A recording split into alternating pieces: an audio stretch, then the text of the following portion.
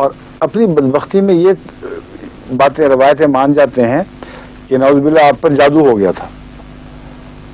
حالانکہ جماعت احمدیہ ہے جس نے اس مسلک کو پیش کیا اور ثابت کیا ہے کہ رسول اللہ صلی اللہ علیہ وسلم کو جادو ہرگز نہیں ہوا، نہ ہو سکتا تھا.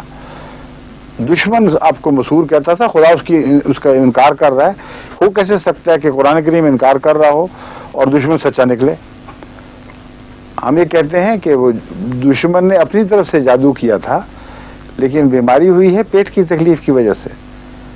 اور وہ سارے ڈاکٹر مانتے ہیں کہ ہو جاتی ہے، یادداشت میں فرق پڑ جاتا ہے. بعض دفعہ میں بھی بہت زیادہ جب کام کروں تو نمازوں میں بھی یہ یاد نہیں رہتا رکعت کون سی ہے، اور دوسرے کاموں میں بھی بہت ذہول ہو جاتا ہے. لیکن مجھے پتا ہے کہ نیک کاموں کی وجہ سے، کوئی بدیوں کی وجہ سے نہیں، اللہ کا فضل ہے اور کام چل رہے ہیں ٹھیک.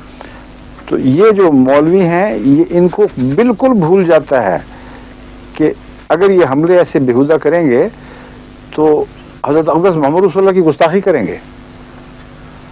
کیونکہ آپ کو جب زہر ملا اور زہر والا کھانا پہ ایک یہودی نے پیش کیا تھا، اس کے بعد آپ بہت زیادہ بھولنے لگ گئے تھے. اتنا بعض دفعہ بھول جاتے تھے کہ آپ کو وہم بھی ہوا کہ کہیں جادو نہ ہو گیا ہو. اس قسم کے توہمات جب ہوتے ہیں انسان کو، انسان کہہ دیتا ہے کہ کہیں جادو نہ ہو گیا ہو. مگر خدا کے رسول اس قسم کی بیماریوں کے اثر سے مستثنا نہیں ہوا کرتے.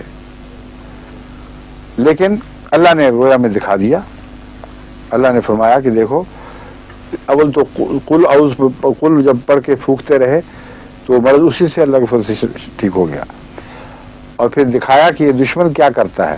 ایک کنویں میں گئے، وہاں دکھایا کہ یہ دیکھو یہاں انہوں نے اپنی طرف سے جنتر منتر پھینکا ہوا تھا اور یہ کہتے تھے کہ ہم جادو کر رہے ہیں.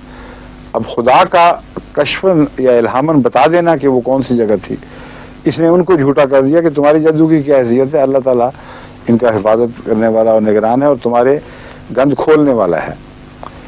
تو ذہنی کمزوریاں بھی ہو جاتی ہیں اگر خدمت دین کی وجہ سے ہوں یا دین کی دشمنی کی وجہ سے دشمن نے ایسی کاررستانی کی ہو، ایسا ظلم کیا ہو کہ جس کے نتیجے میں بیماری ہو جائے.